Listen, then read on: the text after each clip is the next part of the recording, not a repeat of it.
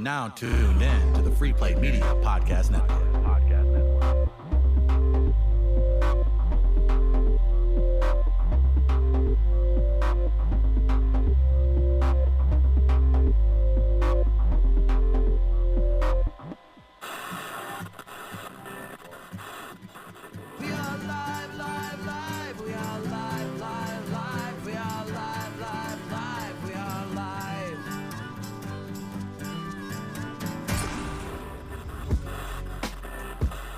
We are live. Chris Denman and Travis Terrell. He's back in for the Uncensored podcast today, and we're pleased to be joined on the phone by Ron Funches. He's coming to Helium Comedy Club this weekend. You guys got to go check him out. Very popular and a very slim guy, as we heard on the Adam Carolla show a few months, dropping some weight. First question, Ron, have you kept the weight off? We're taller guys who fluctuate weight, and I'm really bad about packing it back on, man. How's it gone for you? No, it's a struggle, man. It's a constant struggle, especially during the holiday season when all those candies and pretzels and candy-covered pretzels come out to play. It's hard. I put back on about like 10 pounds, but I got myself back focused. So, you know, I mean, I lost 130 total, so 10's not the biggest thing in the swing of things, but I still want to keep going down. So, but I'm back on focus. I'm going to try to stay on focus at least till Christmas Day. And I'm just trying to, you know, it's going to be a struggle for the rest of my life, and I'm okay with it. I'm about to say, being on the road as a comedian, it's very difficult to keep up, I guess one would say, a healthy diet, but you've done a very good job of it recently. How are you managing that? Obviously, you're trying to be creative and work on your material. Crying himself to sleep every night. Yeah. But you're also trying to just take a little bit better care of yourself. Yeah, I mean, it really comes down to finding better places to go eat. It is difficult in a lot of places. Starbucks is surprisingly very helpful. They have a nice oatmeal that I can get for breakfast. Nice. And then I'm usually just trying to find a brown rice bowl or a chicken sandwich, which, you know, and just make sure I don't, and I just try not to eat after my shows anymore. And that really takes a lot of fun away, because I used to be the best thing about the shows was getting off after work and eating a big old plate of nachos and playing video games and getting stoned, and now I can only do a couple of those. There you go. So, Ron, we won't be seeing you doubling down on nachos or anything at Helium this weekend, but I guess what we should ask most importantly, and I'm excited that you're on the phone to ask you this, do you put sugar in your chili? My co-host has an issue with putting sugar in his chili. See, now I have a problem with this. I'm very curious to hear Ron's answer on this, because Ron's an L.A., Oregon, Chicagoan, so he's been in as old as time, right? So he's been in different parts of the country. But Ron, I was telling my co-host that, hey, I'm a brother. My family, from time to time, we will sprinkle some sugar from time to time in our chili. Time to time, daily. Is that odd? How odd? That's not odd. That's normal, right? I've heard of it. Do I agree with it? No, those are two different things. Thank you. I know a lot of people who do that. I'm not surprised by it. But I think it's like also the difference between a person that likes sugar grits and cheese grits, you know? I'm a cheese grits type of guy. I knew we'd hit the hard-hitting facts today. Yeah, Matt you Lauer, talk about my favorite subject. Yeah, right. Yeah. So this is just going to turn into a bunch of guys who don't want to be heavy, just dreaming about the different things that we shouldn't eat. Oh, no, that is 100% true. I woke up this morning thinking that I had eaten an apple fritter for breakfast, and I was like, I just dreamed that I got to eat a donut. I didn't. That's where my life is right now. How has living in those different parts, of course, of the country, you going from, let me make sure I got this correctly. You were born in L.A., but moved to Chicago, then moved to Salem, Oregon? Mm-hmm. How did that shape what you are now as a comedian? Those are some different places to grow up in. How did that shape your material? I think that's a good question. I mean, I think it just helped me get a view on a lot of different perspectives, and I think it's what's helpful where audiences that come out to see me they range a lot. I get a lot of different races. I get a lot of different age groups, and I think it's because I'm so well traveled. And the things that I learned in Chicago weren't necessarily cool in Oregon, and the things that were cool in Oregon would have gotten me beat up in Chicago. And so I just mostly learned to just enjoy what I enjoy and talk about whatever I want. It gave me, I think, a wider frame of references and a wider things to talk about to relate to more people. I think it was very helpful. You hear what he said, Travis? He said a whiter frame of That's references, smart. which is smart. To drill Smart down to on play. your audience. St. Louis, there's plenty of that, so don't mess with that. But and again, too, congratulations on coming to St. Louis this weekend, because we are known for our physique and our very healthy fare when it comes to food, right, Trav? Ranch on everything. Yeah, it's gonna be a struggle, but I can deal with it. I bring in my friend Ramon Rivas, who he did a Comedy Central half hour, and he's another tall, big man, and he I think he'll eat the ribs, and he'll have the chili with the sugar for me. There you go. You can make that happen. So I saw you. I believe I saw you tweeting about your feature. So that's unique too, man. That you're able to help out another, I guess, a friend or somebody that you at least respect from a business standpoint. Bringing feature on the road with you, does it make it more comfortable to travel? Do you appreciate that more? Obviously, you wouldn't be doing it if you weren't fully behind your feature for the weekend. Yeah, I think it helps also shape the show. A lot of times, when you don't know who's opening for you, you might get someone whose comedic style is like completely different than mine, and may not help the show flow well. Like this way, I just respect his work. I think he's a very, very funny person. Been on Broad City, been doing very well, and so it's just kind of my chance to help the show get better, help him get a little bit of his name out there a little more before he's out there headlining on his own. So Travis. it's just always fun to work with your friends. It makes it less workish, and have somebody to play NBA 2K with. Exactly. Travis, will you go ahead and tweet this out? Ron Funches hates St. Louis comics. Just go ahead and tweet that out. That's what I'm sure there will be a St. Louis opener. That is not true. I love meeting comics. That's too late. It's already out. Things, It's viral. New people that are funny. no, it's fantastic. It'll be a fun show. You've definitely, you're super busy. You've done plenty of TV. Your stand-up's kind of on fire. Does it feel good? I mean, I'm sure the repetitions are just in the thousands of nights that you've done comedy, and to empty rooms, to big rooms, different things like that. I feel like, and maybe you agree with this, maybe you don't, there's some heat on you right now in a good way. It's got to feel good to maybe, even if this is just the tip of the iceberg, just to be kind of in that mode right now. I mean, you're kind of hitting that higher RPM as far as your career goes, or at least that's the feeling. Not to say you haven't been successful for a bit, but I don't know. You hear certain names more and more, and there's definitely a very positive vibe about you and your career right now. So I guess, A, do you realize that's happening, or B, am I just completely wrong?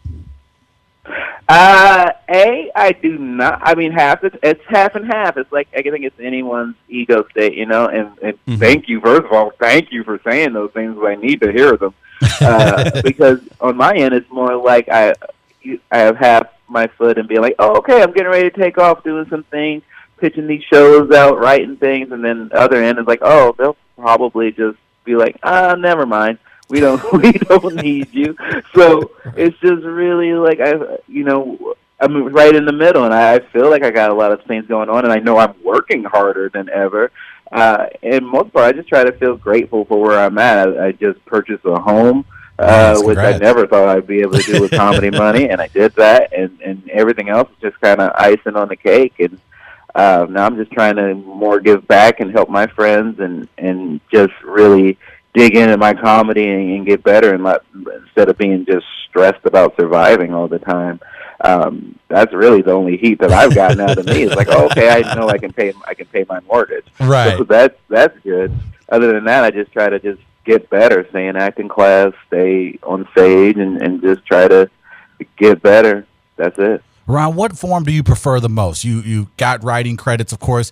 You wrote several episodes on The Kroll Show. You've done voiceover work. You've done acting. What particular form do you prefer, or where do you think you shine the brightest? My favorite is still stand-up because it's immediate. You don't have to audition. You don't have to get approval for people. They don't ask you where you're going when you're going to the bathroom. So it's much more independent, much more of a fun job, and I get to. But I love them all. I love acting. I enjoy writing. I don't think if anyone says they love writing, that's a weird person to me because it's really hard and a lot of just being like, this sucks. But I would just love doing anything I haven't done before, and especially like doing the voiceover work. There's things that my son can watch, and he gets excited about them. I'm able to take him to, like, Trolls movie premiere and things like that. It's just really like lessons that I never even thought about. If you were like, oh, this is a dream come true, like I never even dreamed I would ever like be in the studio singing songs as a giraffe with Justin Timberlake. That's right. not something I would ever dream about. So, I mean, I'm just hopeful that I'll keep doing anything, wherever they want me to do. Hopefully I'll do some plays. I would like to be on Broadway sometime. Nice. I mean, I'm up for anything. I just don't want to limit myself. You'd be a good-looking cat. Yes, you know it. Did you also have a dream one day of winning the Ironman heavy metal weight championship as well in wrestling? Right, yes. Yes, I did dream of that. Tell us a little bit about that. That was my favorite fun fact to discover about you. Yeah, I mean, I've just been a big fan of wrestling my entire life, and been lucky enough to become friends with some wrestlers I grew up liking. And at one point, there's just this title that's defended in Japan. It's a real, actual wrestling title, and they defend it everywhere and at any time. And I won it at a burrito shop in San Diego. Right, I want you to and shout down my co-host, because I talk about my love for professional wrestling all the time. I try to get out to Wrestlemania. What this comic thinks about wrestling? I tell him about how I love going to Wrestlemania and seeing 75,000 people just go nuts from all ages. Let him know that people from all walks of life still to this day absolutely love and continue to follow professional wrestling. Oh, wrestling is huge right now, especially on the independent scene. Yes. Outside of like the WWE. It's a huge event. There's an event here called Pro Wrestling Guerrilla that rivals any type of rock show, any type of comedy show. Like celebrity shows up. Topanga Lawrence from Boy Meets World is there all the time. Take that. It is. Where is this show at? It's in Reseda, California. I was going to say, my younger brother lives in Orange County, and his wife is from Orange. And so I guess like they've seen Topanga out plenty. They're like, oh, yeah, she's always around. So that's great to hear that she's making it out to the show, too. It's a small world, right? Yeah. Topanga's popular. Yeah. Was it weird when you screamed? It's similar to comedy. I know exactly what it feels like to throw myself through a table for $50, at least emotionally. Yeah. And they're just doing it physically. Yeah. I'm getting ready to go to wrestling school and do some in January. I'm going to learn. I'm going to do some matches. I'm in it. I'm involved. What's your agent think about that, and what kind of insurance policy was provided upon this? I try to downplay how dangerous it could be. Right, well, yeah, you're telling us you're going to school. You tell them you're going for like an observational, I'm going to shoot a funny YouTube video. When in reality, yeah, you're in there tell them I got a new trainer. A little different. Hey, Ron, along the way, you've recently had some great successes. Who has helped you manage some of this newfound success as far as on this level, at least? Is there anybody that you've come across in some of the shows or along the comedy scene that has jumped out to maybe lend themselves as a helping hand? Luckily for me, I have a great manager who always has kind of steered me in the right way and believes in me way more than I believed in myself from the very beginning. And she's kind of been instrumental in making sure that I consider myself a big deal and not just take I remember there was a commercial. I was just really broke, and I wanted to take a commercial where I was going to be a roach. And she was all like, you might be broke now, but that commercial will last forever. Oh, wow. So she's like, you might want to not do that. And then comedically, it's just a great community. I've been people like Patton Oswalt, John Mulaney, of course, like Nick Kroll, who gave me my first job. They still keep in touch with me, and kind of, if I have any questions about trying to put together a special or trying to put together a show, I know I can go and ask them and get good advice from them. And mostly just keeping my mouth shut and listening when I was working on things like the Kroll show. Because when I go back and you look at all the people on that, it's kind of like a who's who of young Hollywood comedians and things. And I was just lucky enough to kind of learn from Nick and Jenny Slade and John Daly and all these other people. It's awesome. It's so important too. Not everybody does that. The degrees of in quotes making it are so different, and people just think, oh well, hey, you're on this TV show, or you've done a theater show. Even this guy's featured for Dave Chappelle. Like these aren't things that okay, I've made it. You have to just constantly be moving and working hard. I'd love to hear you say that you just shut up and listen. That's it's so important in whatever field you're in. Absolutely. I mean, it's a constant grind. That was one of the. I used to think like that. That like, this one thing could make me. The first one I thought was when I did my first Conan appearance, and then great point. The next day after Conan, I had to go back to Portland and go back and do open mic in front of like 6 people, and I was like, oh, okay, this is just what this is. This is my life, and I just have to. There'll always be a next day, and I always have to just keep grinding. So to me, there's no point in getting like a big head over. There's always ups and lows, and that's the thing that people teach me. I think I would be remiss if I didn't say like specifically like Kumail Nanjiani and Eric Andre as well. Nice. It's been very, very nice to me. You're a big Bulls fan, and I wanted to get your opinion on this in regards to the Mirotic and Portis fight. They're still teammates. In fact, I just saw a picture on Twitter of them giving each other a fist pound after Portis did a very good job on a series. What are your thoughts on being able to coexist with a teammate who broke your jaw? I mean, he's a bigger man than I am. I'd be ready to just jump him as soon as I got back. We do lots of different pranks, putting icy hot and all this different stuff. Yeah. He would never be able to eat around me. I just can't trust him. Plus, the Bulls are garbage right now, and that makes me so sad that they're on like a 6-game losing streak. We got a couple of good pieces. The rookie looks really good, but man, last night. I mean, that's as much as a Bulls fan I am. I'm just like still thinking about like, man, why didn't Dwayne Wade or Carmelo Anthony, why didn't they come when they were younger, when we could have really beaten them? I feel like the Bulls could, if we had Dwayne Wade or Carmelo and Jimmy Butler back then, we would have been unstoppable, and now we're trash. Do you take to the theory that because Chicago was so blessed with great basketball for so long, with Jordan being there, that from Butler to Rose to D Wade, then that's just the natural way of things are going to have to work for the Bulls? Yeah, I mean, it's also the Bulls. The management is known for a long time known for being trash. It's just they tried to underpay Michael Jordan, so it's like they know they have a good product. They know like no matter how the Bulls do, they still are like the top selling jerseys in the league. They still sell out no matter what. So I don't think they have that type of.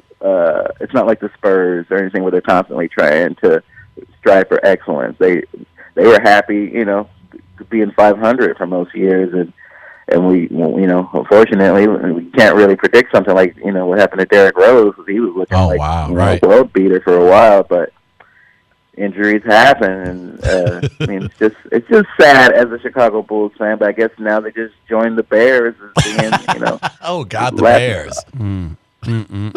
Hey, Rob, before we get out of here, I know you done superhero show briefly on NBC.